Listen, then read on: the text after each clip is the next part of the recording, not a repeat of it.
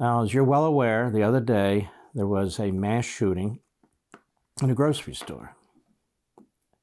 First, a man murdered an elderly man sitting in the car outside the grocery store, shooting him multiple times. That man was in his 60s. The shooter was 21. He goes into the grocery store, and he doesn't just start spraying bullets, he starts executing people at close range. That's the latest news I've heard. And so it was 1 or 2 pops at a time. One of the witnesses said he'll never be able to forget it. One of the witnesses being a grocery clerk who was in the store hiding. So he'd go up to people, and they knew they were going to die. They had no way to defend themselves. They didn't have their own weapons. In fact, it's my understanding that that particular retailer was opposed to people bringing their weapons into the store, even concealed carry. And so they were sitting ducks when this diabolical animal came into the grocery store and started executing them. What are you going to do?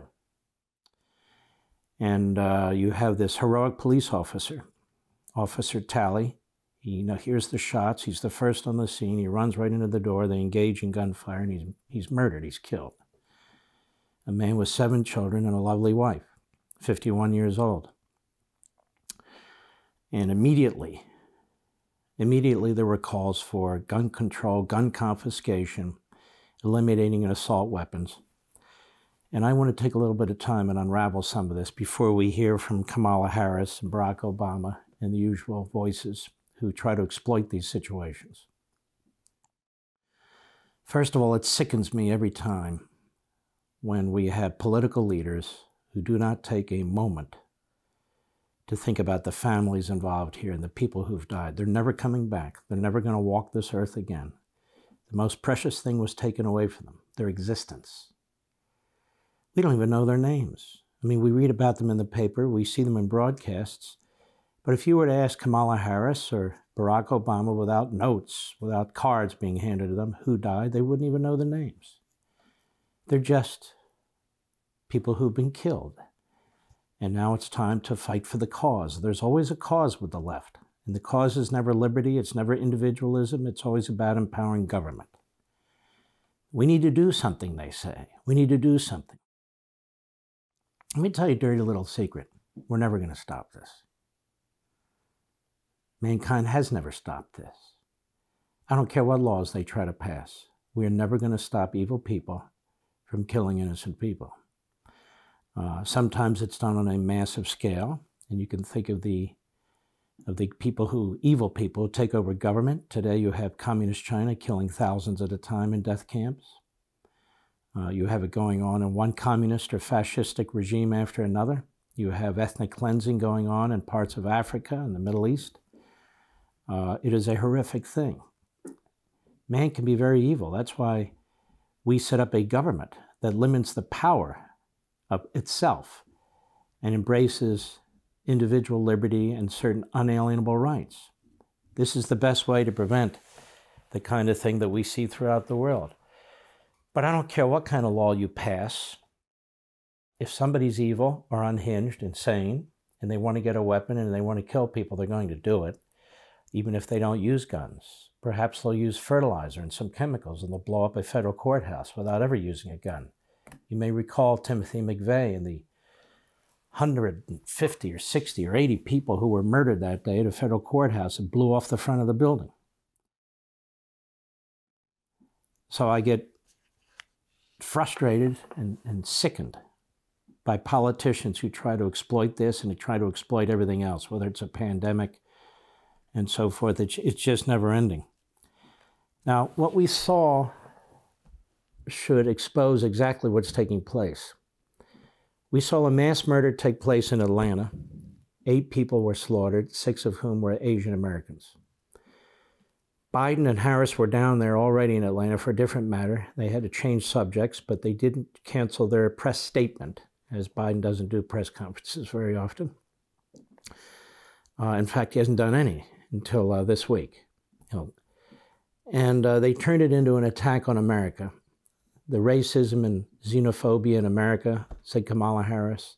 Systemic racism, said Joe Biden. So now all of us are culpable in the mass murder by a complete nut job, an evil man of these 8 people.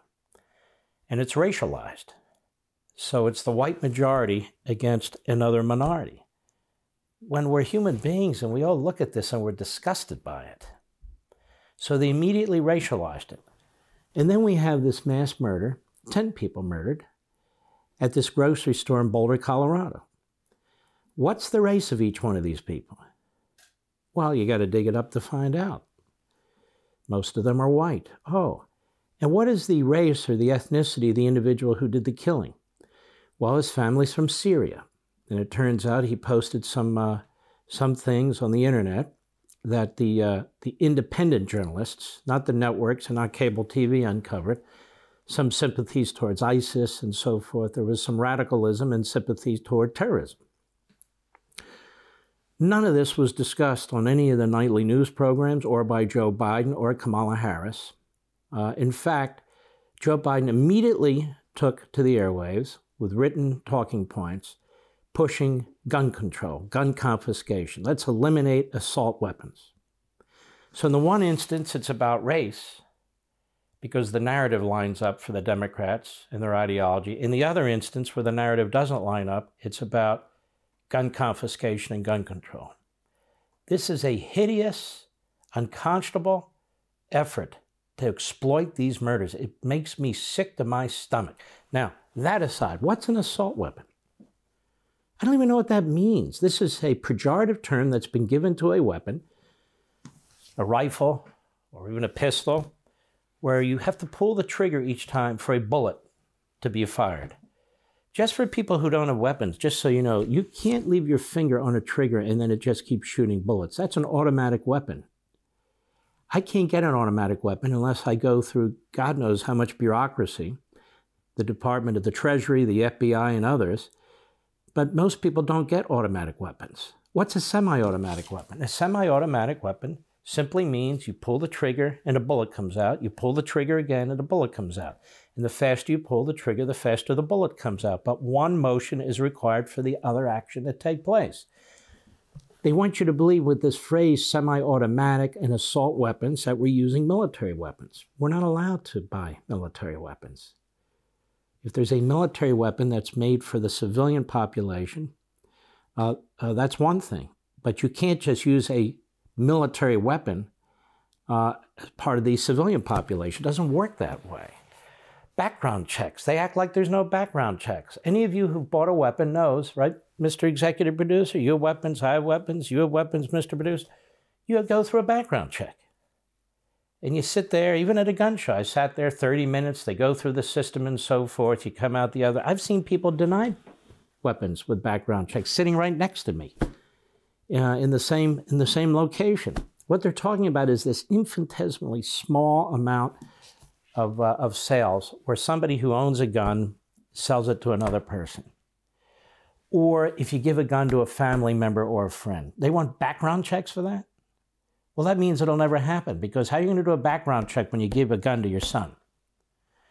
And how many mass murders have occurred as a result of these so-called loopholes? To my knowledge, none. 0. I had a caller to my radio station, liberal, from Connecticut, of course, and he says, in a very hostile way, Mark, how many mass murders were there when we had the assault weapons ban in 1994 for about a decade? I said, I don't know, I haven't checked. He said, none. Well, he was a liar. Columbine happened in 1999 as a perfect example, and there were others too. And the scholarly research on this, as reported by a number of liberal press outlets, including the Washington Post, said it's inconclusive because you have definitional issues. What's an assault weapon? What's a mass murder? And they go on and on and on. And they say, and in terms of the causal effect, it's almost impossible to make a determination. And so that doesn't stop Biden and Harris and so forth. And then finally, I'm about to give you some very specific information. The vast majority of people in this country who are killed are not killed by rifles. Now think about it yourself. A rifle is unwieldy. You can't conceal it. You don't walk around a neighborhood with a rifle. You don't typically use a rifle if you want to hold up a store or something like that. the vast majority of people who are killed with weapons are killed with pistols. And that's their ultimate goal, not the AR-15, which is a light rifle, basically, is all it is. They've turned it into some kind of this evil weapon. And so rifles are rarely used in killings. Pistols are used. And even more than pistols, almost 5 times, knives are used. For more, sign up for Levin TV.